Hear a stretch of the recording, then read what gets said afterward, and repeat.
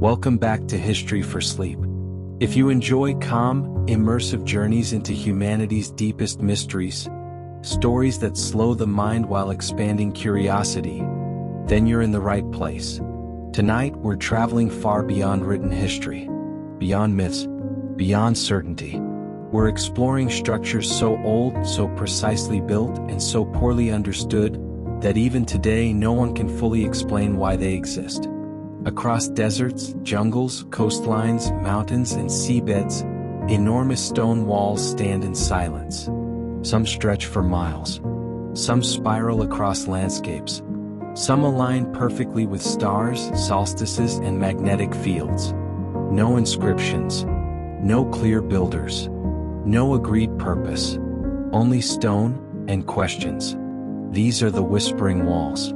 Structures that seem to speak not through words but through endurance. Walls that have survived ice ages, floods, earthquakes, and the collapse of civilizations. Walls that appear suddenly in the archaeological record. Already advanced, already precise. Tonight, we'll unravel what we know about Earth's oldest unexplained man-made structures. We'll examine the mainstream explanations, the fringe theories, and the conspiracies that refuse to disappear. And we'll do it slowly, calmly, allowing the mind to wander without forcing conclusions. Because some mysteries were never meant to be solved quickly. Long before cities, before kings, before writing, humans were already shaping the land on a monumental scale. This fact alone unsettles the traditional timeline. For much of modern history, archaeologists believed early humans lived simple, nomadic lives. Small groups moving with the seasons, leaving little behind. But the ground tells a different story. In multiple locations around the world, massive stone structures appear thousands of years earlier than expected. Too large for small tribes. Too precise for crude tools. Too widespread to be coincidence. And strangely, they often appear alone. No surrounding cities. No farms. No graves. No tools. Just walls. One of the most unsettling patterns is how frequently these structures seem deliberately unfinished or abruptly abandoned. As if construction stopped suddenly. As if the builders left or vanished. The first Whispering Walls we encounter lie beneath the rolling hills of southeastern Turkey. Here stands Göbekli Tepe. Dated to over 11,000 years ago, it predates Stonehenge by more than 6,000 years. It was built before pottery, before metal, before agriculture, according to conventional timelines. Yet its stone pillars weigh up to 50 tons. They are carved with animals, symbols, and abstract forms, arranged in precise circular enclosures. This was not a settlement. There are no hearths, no homes, no evidence of daily life. Göbekli Tepe appears to have been a ceremonial site, built by hunter-gatherers. This fact alone forced archaeologists to rewrite textbooks. It suggests that belief, ritual, and large-scale cooperation may have come before farming, not after. But Göbekli Tepe is not alone. Across Europe, long stone walls snake across landscapes with no clear defensive purpose. They do not surround cities. They do not block borders. They often lead nowhere. Some date back to the Neolithic era. Others are even older. In Ireland, massive stone alignments stretch across fields, older than the pyramids, aligned with lunar cycles. In France, the Carnac stones form kilometers of parallel rows, thousands of standing stones placed with astonishing regularity. No written explanation. No consensus. Some researchers believe these were processional routes. Others say they mapped astronomical events. Some believe they marked ley lines, invisible energy pathways crossing the Earth. Mainstream archaeology remains cautious. But even cautious explanations admit something unusual. These structures required planning, coordination, shared purpose, and a reason powerful enough to mobilize entire communities. Without kings, without armies, without currency. What kind of belief system could do that? As we move eastward, the Whispering Walls grow stranger. In Japan, Massive stone terraces and walls emerge from forests and coastlines. Some appear underwater. Others are carved directly into bedrock. The Yonaguni Monument sits beneath the ocean, its sharp angles and step-like formations defying easy explanation. Some scientists insist it's natural. Others argue erosion alone cannot account for its symmetry. Staircases, platforms, right angles. If Yonaguni were on land, few would doubt it was man-made. But underwater, certainty dissolves. Which raises an uncomfortable question. How many ancient structures lie beneath the sea? During the last ice age, sea levels were over 300 feet lower. Entire coastlines now submerged were once habitable land. Civilizations may have risen and fallen without leaving a trace above water. The ocean keeps its secrets well. In South America, the Andes hide some of the most baffling stonework on Earth. At sites like Sacsayhuaman and Pumapunku, walls are built from enormous blocks fitted together so tightly that even a blade cannot pass between them. The stones are not stacked. They are interlocked, shaped in complex forms requiring advanced planning. Some weigh over 100 tons. Local legends say the stones were softened, that they were sung into place, that the walls were built in a time when humans were not alone. Mainstream archaeology credits ingenuity, ramps, and manpower. But there is a problem. No tool marks, no debris, no quarries clearly linked to the sites. And later cultures in the same regions were unable to replicate the technique. This suggests lost knowledge, or lost time. Across Africa, walls of stone form spirals, enclosures, and pathways, some stretching for hundreds of miles. Great Zimbabwe, built without mortar, stands as proof of advanced engineering, yet its builders left no written records. Far older stone structures lie deeper in the continent, largely unexplored. Some researchers believe these walls mark trade routes. Others suggest astronomical observatories. Others propose ritual landscapes designed to alter consciousness itself. Stone is not chosen randomly. Stone endures, stone remembers, and stone whispers, if you know how to listen. In Asia, ancient walls cut through jungles and deserts alike. In India, massive stone barriers align with solstices. In China, structures far older than the Great Wall zigzag across remote terrain. Some were clearly defensive. Others make no strategic sense. Why build walls where no enemy could approach? Why invest generations of labor for no obvious gain? Unless the purpose was not military. Unless the walls served the sky, or the earth, or something unseen. As we examine these structures collectively, patterns emerge. They are often aligned with celestial events. They appear near fault lines. They are placed at intersections of natural energy flows. Could these walls have functioned as instruments? Not for war, not for shelter, but for perception. Some theories suggest they were used to mark time, others to guide migrations, others to amplify ritual experience. More controversial theories go further. They propose that ancient humans understood Earth as a living system. That stone was used to stabilize, channel, or interact with planetary forces. Ley lines, telluric currents, geomagnetic harmonics. Terms often dismissed, yet repeatedly rediscovered. Modern science has only recently confirmed that Earth generates measurable electromagnetic fields that affect biology. Animals navigate by them. Humans respond to them unconsciously. Could ancient builders have known this?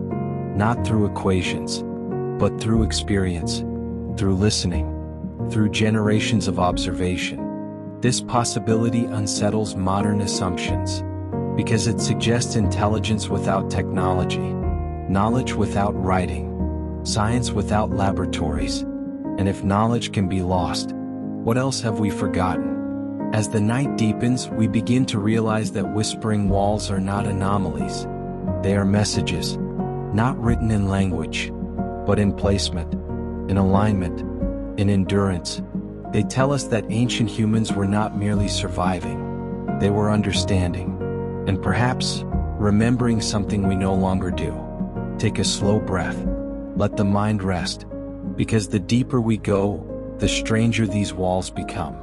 And we are only just beginning. As we continue, the silence around these structures begins to feel intentional. Not empty, but held. Many of the oldest walls are not walls in the modern sense. They do not enclose cities.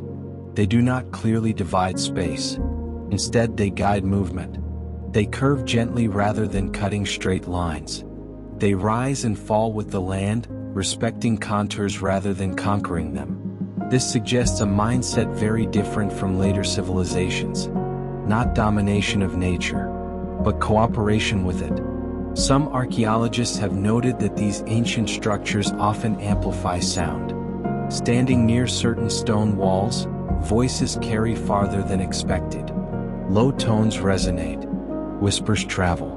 In some places, the stones seem to hum when the wind passes through narrow gaps. This has led to a theory both simple and strange, that some of these structures were designed not just to be seen, but to be heard. Sound affects the human nervous system. Low frequencies calm the body. Certain rhythms alter perception. Chanting, drumming, and resonance appear in nearly every ancient culture.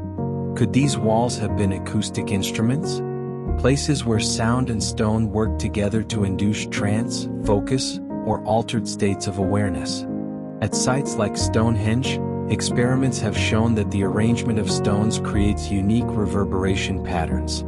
The same is true for many lesser-known stone circles and walls scattered across Europe and Asia. If ancient humans used sound as a tool, then walls may have been part of a larger sensory environment. Not buildings, but experiences. This reframes the question entirely. Instead of asking what these structures were for, we ask what they did. And what they did may not leave obvious traces. Another pattern emerges when we examine timing. Many of these structures appear clustered around the end of the last ice age, a time of dramatic climate change, rising seas, shifting ecosystems. Entire ways of life would have been disrupted. In times of upheaval, humans turn to meaning. They seek patterns. They seek reassurance. They seek continuity. Large communal building projects may have served as anchors in a changing world. Shared labor creates shared identity. Shared ritual creates stability. But again, the scale feels excessive. Some walls stretch for miles. Some require generations to complete. Why invest so much effort when survival itself was uncertain? Unless the walls were not merely symbolic. Unless they served a practical purpose we no longer recognize. One controversial theory suggests these structures functioned as territorial markers, not between human groups but between humans and something else. This idea appears in ancient myths across cultures. Stories of boundaries, sacred lines, forbidden zones. In many traditions, crossing certain thresholds without permission was dangerous. Walls, in this view, were not defensive against armies. They were defensive against intrusion. Not physical, but spiritual. Skeptics dismiss this as mythology. But mythology often encodes real fears and experiences in symbolic form. Early humans lived closer to the unknown, closer to predators, closer to environmental forces they could not control. Their explanations may sound strange to us, but their experiences were real. Another unsettling idea is that these walls marked places of catastrophe. Flood boundaries, impact zones, areas prone to seismic activity. Stone structures may have been warnings, markers passed down through generations. Do not build here. Do not linger here. Do not forget what happened. Over time, as memory fades, warnings become rituals. Rituals become traditions. Traditions become mysteries. And eventually the original meaning is lost. This process happens repeatedly in human history. Even today we use symbols whose origins we no longer understand. The walls may be victims of time, not ignorance. As civilizations rose and fell, later cultures often encountered these ancient structures already old. They repurposed them, mythologized them, built upon them. Sometimes they tried to imitate them, unsuccessfully. This is especially evident in South America. At many Incan sites, finely fitted megalithic stonework forms the foundation. Above it, later construction is rougher, less precise. This suggests the knowledge to build the original walls was already gone. The Inca themselves acknowledged this. They claimed the walls were built by earlier beings, giants, gods, ancestors from a previous age. This pattern repeats globally. Later civilizations inherit stone they cannot reproduce. This should give us pause, because technological progress is not always linear. Knowledge can be lost. Skills can disappear. Entire traditions can vanish in a single generation, especially if they are not written down. Which brings us to writing, or the lack of it. Why do so few of these ancient structures contain inscriptions? Later cultures loved to record achievements. Kings carved their names everywhere. But the whispering walls remain anonymous. This suggests a culture that valued continuity over credit, or a belief that the walls themselves were the message. Stone does not need explanation. It endures. It teaches through presence. Perhaps the builders assumed future generations would understand instinctively. Or perhaps they did not build for us at all. Some fringe theories propose that these walls predate modern humans entirely, that they were built by an earlier hominin species, or a lost civilization erased by catastrophe. This idea is controversial and often ridiculed, but recent discoveries complicate the timeline. Homo sapiens are now known to be much older than once believed. Complex behavior appears earlier. Neanderthals created art. Denisovans remain largely mysterious. Human history is not a straight line. It is a branching tree with missing limbs. Could one branch have developed advanced stoneworking skills, and then vanished? There is no definitive evidence. But absence of evidence is not evidence of absence, especially when time erases so thoroughly. Another theory suggests external influence, not aliens in the sensational sense, but contact with a technologically advanced culture now gone. This idea persists because it offers a simple explanation for complexity, but it also raises more questions than it answers. Why leave walls and nothing else? Why not tools? Why not records? And yet, if the purpose was not domination or extraction, but instruction or alignment, stone would be the logical medium. Stone survives. Metal corrodes. Words fade. Stone waits. As we move deeper into the mystery, it becomes clear that no single explanation satisfies all evidence. Each wall may have served a different purpose, each culture a different intention, but collectively they suggest something profound. That early humans were not passive. They were not primitive. They were deeply engaged with their world. They listened. They observed. They built with patience. The whispering walls are not shouting secrets. They are inviting us to slow down, to question assumptions, to accept uncertainty, and to remember that intelligence takes many forms. As the night continues, we'll explore the most controversial ideas surrounding these structures, the lost maps, the hidden alignments, and the possibility that these walls still affect us today. For now, rest with the thought that the past is not silent. It is speaking softly, and we are learning how to listen. As we listen more closely, another detail begins to emerge. Many of these ancient structures were built in places that feel different. Even today, visitors often describe a sense of stillness, a heaviness in the air, or paradoxically, a lightness, a feeling of calm focus. These reactions are subjective, difficult to measure, easy to dismiss, and yet they are remarkably consistent. Across continents, people report similar sensations at these sites: a sense of time slowing, a quiet alertness, an awareness that feels sharper yet peaceful.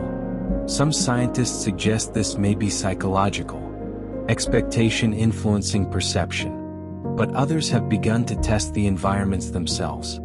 At several ancient stone sites, researchers have measured unusual electromagnetic activity. subtle but measurable. Low-frequency vibrations, magnetic anomalies, resonant standing waves.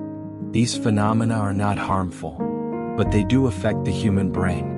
Modern neuroscience shows that certain frequencies can shift brain states. They can encourage relaxation, meditation, even vivid imagery. This raises a compelling possibility that the builders of the Whispering Walls chose locations where the Earth already produced these effects naturally, and that the structures themselves amplified them. If this is true, then these walls were not passive. They were interactive. They shaped human experience. This would explain why similar structures appear independently across the world. Not because cultures copied one another, but because humans everywhere were responding to the same planet, the same forces, the same subtle cues. Early humans did not need equations to notice patterns. They lived inside them. They felt the land, listened to it, returned to places where something felt right. Over generations, this intuition became tradition. Tradition became ritual. Ritual became architecture. Stone was simply the final expression. This also helps explain why these structures often feel unfinished. Perhaps they were never meant to be completed. Perhaps they were meant to grow, to change, to be adjusted as understanding deepened. A living project rather than a fixed monument. This way of thinking contrasts sharply with later civilizations, which prized permanence, symmetry, and control. The Whispering Walls belong to a different worldview. One that saw humans as participants, not masters. Another pattern emerges when we examine what is missing. There is little evidence of warfare associated with the earliest walls. Few weapons, few fortifications. Violence certainly existed, but it does not seem to be the organizing principle. Instead, effort was invested in cooperation. This suggests that large-scale collaboration is older than large-scale conflict. That humans learned to build together before they learned to conquer together. This challenges common assumptions about human nature. It suggests that the earliest large projects were acts of unity, not fear, not domination, but shared meaning.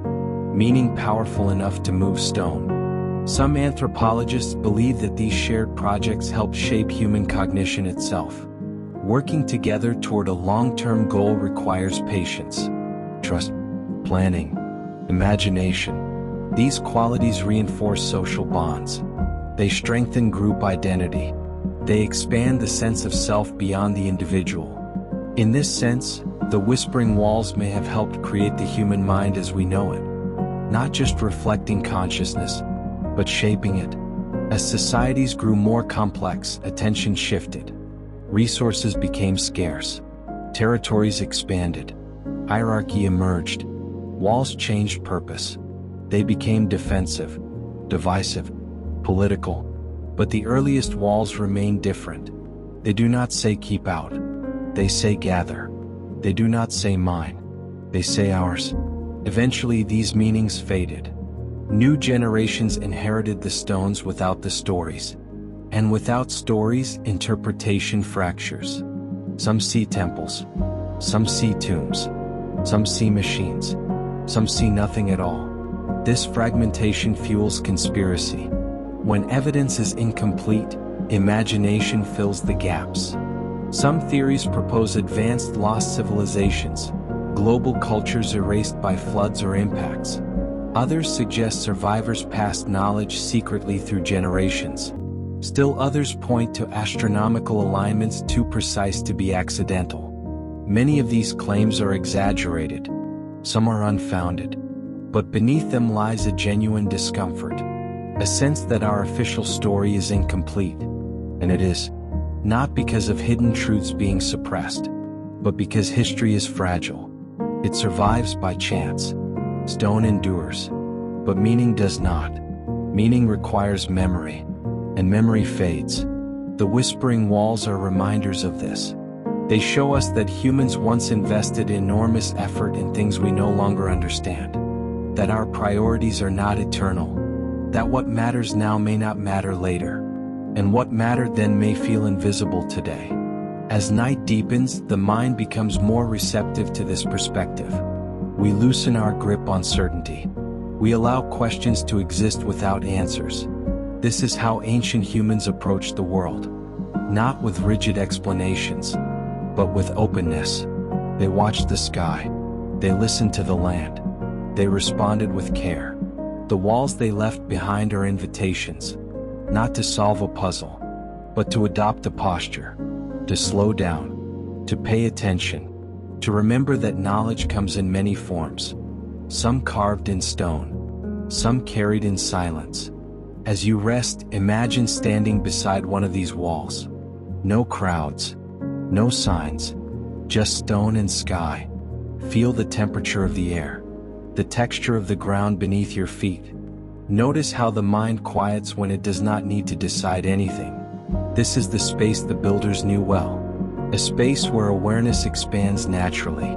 We will continue exploring these structures, their alignments, their legends, and the possibility that they still influence us in ways we barely perceive.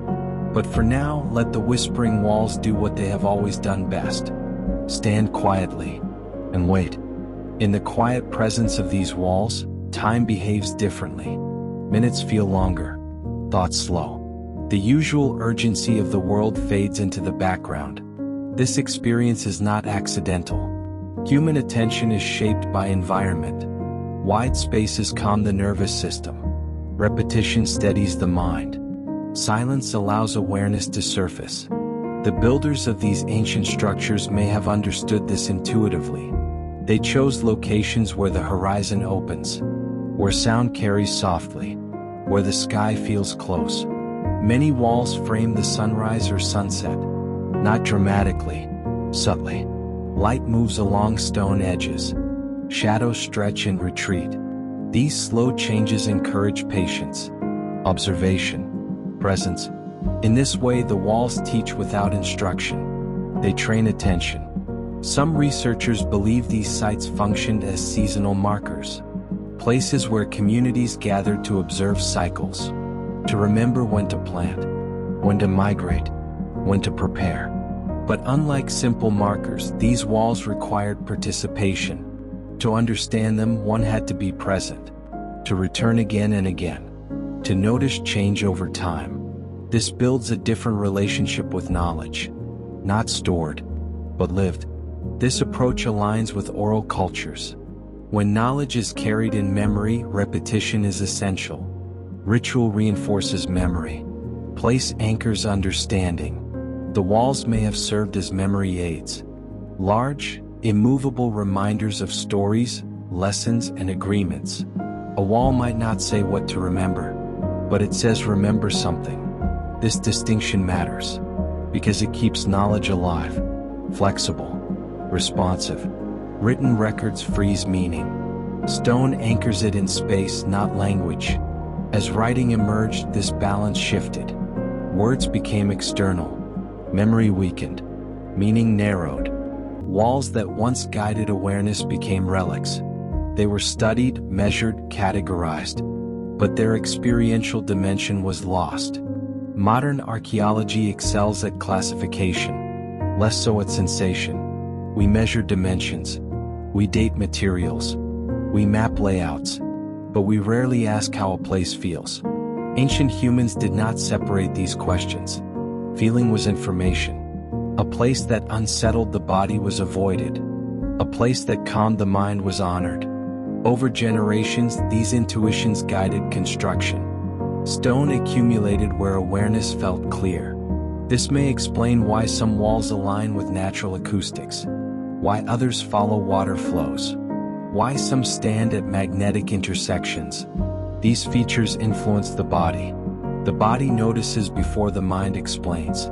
Modern science is beginning to catch up. Fields like environmental psychology and neuroarchitecture study how space affects cognition. They confirm what ancient builders already knew. That environment shapes thought. That stone, sound, light, and rhythm influence awareness. In this context, the whispering walls appear less mysterious, not supernatural, but deeply human. They represent a sophisticated understanding of perception. not abstract, embodied. Yet there remains an element we cannot fully explain. Some walls seem excessive, beyond what perception alone would require. Their scale suggests something more. Perhaps a desire to communicate across time. A message not for contemporaries but for the future. Stone is chosen when permanence matters. So, what was the message? Not instructions, not warnings, but evidence. Evidence that humans once thought differently, lived differently, built differently. Evidence that meaning does not always need words. Some theorists propose that these walls were meant to endure cycles of collapse, that their builders anticipated loss, climate shifts, floods, forgetting. By leaving behind structures that inspire curiosity, they ensured future generations would ask questions. And questioning itself is the inheritance. Not answers, but wonder. This perspective reframes conspiracy theories. Instead of hidden truths being guarded, perhaps what was preserved was uncertainty. A recognition that not all knowledge should be fixed, that mystery has value. When everything is explained, curiosity dies. When some things remain open, exploration continues. The whispering walls may have been built to resist closure, to remain incomplete, ambiguous, provocative. They succeed. Thousands of years later, we still gather around them, still debate their purpose, still feel something when we stand near them. This is not failure. It is continuity. As you rest, allow this idea to settle. That the past does not owe us clarity. That ambiguity can be intentional. That meaning can be felt rather than known. In this way, the whispering walls are not puzzles to be solved. They are relationships. Between land and mind. Between stone and silence. Between then and now. And as long as we listen, they continue to speak. Softly. Without urgency. Waiting for nothing. Offering presence. And that may have always been enough. As presence settles in, another layer of understanding begins to surface. The whispering walls are not isolated achievements. They are part of a larger pattern of human behavior that appears whenever survival pressure eases just enough to allow reflection. When people are no longer consumed entirely by finding food or shelter, attention turns outward and inward at the same time. Outward toward the landscape, inward toward experience. This dual awareness may be the true foundation of these ancient structures. They are outward expressions of inward attention, stone shaped by perception. In many early cultures, the act of building was itself a form of ritual, not separate from meaning, not purely practical. To quarry stone was to engage with the earth. To transport it was to coordinate bodies and breath. To place it was to commit intention into matter. Every step required focus. Every step reinforced presence. In this sense, the walls were not just outcomes. They were processes. The building itself may have been as important as the finished form. This idea appears in traditions where monuments are never truly finished, where maintenance, rebuilding, and renewal are part of the structure's life. Completion implies finality. Process implies continuity. The whispering walls favor continuity. Another subtle clue lies in how these structures age. They weather gracefully. They erode slowly. They blend into the landscape rather than resisting it. This suggests an acceptance of time. Modern construction often fights decay. Ancient stone accepts it. This is not a lack of ambition. It is a different relationship with permanence. Rather than freezing a moment, these walls participate in change. They become habitats, landmarks, memory anchors. They are not static. They evolve. This evolution mirrors human consciousness itself. Awareness is not fixed. It changes with age, experience, and context. The walls reflect this truth in stone. Some archaeologists have noted that many of these ancient sites were revisited repeatedly over thousands of years. Later cultures added to them, modified them, reinterpreted them. This layering creates confusion for modern researchers. Which elements belong to which era? Which meanings came first? Which were added later? But this confusion may be intentional. A structure that invites reinterpretation stays alive. A structure with a single meaning becomes obsolete. The whispering walls invite participation across generations. They do not dictate, they suggest. This openness may be why they resist definitive explanation. Modern research seeks clarity. Ancient builders may have sought resonance. Resonance does not require agreement. It requires connection. As long as a place evokes reflection, it fulfills its purpose. This may explain why some walls seem to align imperfectly. Why measurements are close but not exact. Why patterns repeat without precision. Perfection was not the goal. Experience was. Another dimension to consider is movement. Many ancient walls are not meant to be viewed from a single point. They are meant to be walked. Their curves reveal themselves gradually. Their alignments shift with position. Their scale unfolds over time. This encourages slow engagement. Walking alongside stone changes pace. Breathing synchronizes. Thoughts settle. Movement becomes meditative. In this way, the walls guide behavior. They shape not just space but time. They slow the body. And when the body slows, the mind follows. This slowing may have been essential in societies without written records. Knowledge preserved in memory requires calm attention. Rushed minds forget. Grounded minds remember. The walls created environments where remembering was possible. This cast them as cognitive tools, not storing information themselves, but supporting the mental state needed to hold it. A wall could mark a story. A turn could cue a song. A stone alignment could signal a teaching. Knowledge embedded in place. This form of intelligence is easy to overlook, because it leaves no obvious data, but it shaped human survival for millennia. As modern humans, we live surrounded by information, but rarely supported by stillness. We store knowledge externally. Phones, books, servers. Ancient humans stored knowledge internally, supported by environment. The whispering walls were part of that support system. They remind us that intelligence is not just about accumulation. It is about relationship. Relationship with land, with time, with attention. As you continue listening, notice how your own attention responds. Not to the content, but to the pacing, the pauses, the absence of urgency. This is intentional. It echoes the function of the walls themselves. They do not rush. They do not demand. They wait. And in waiting, they change those who approach them. The deeper we go, the clearer it becomes that these structures are not anomalies in history.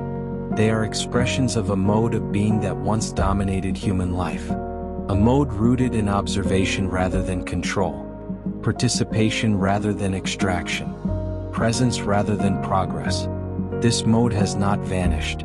It has simply become quiet, like the walls, still standing, still shaping, still influencing, if we slow enough to notice. And as the night stretches on, we will continue to explore how these ancient choices echo into the present, how modern architecture unknowingly replicates ancient principles, how certain spaces still calm the mind, and how the whispering walls may be closer than we think.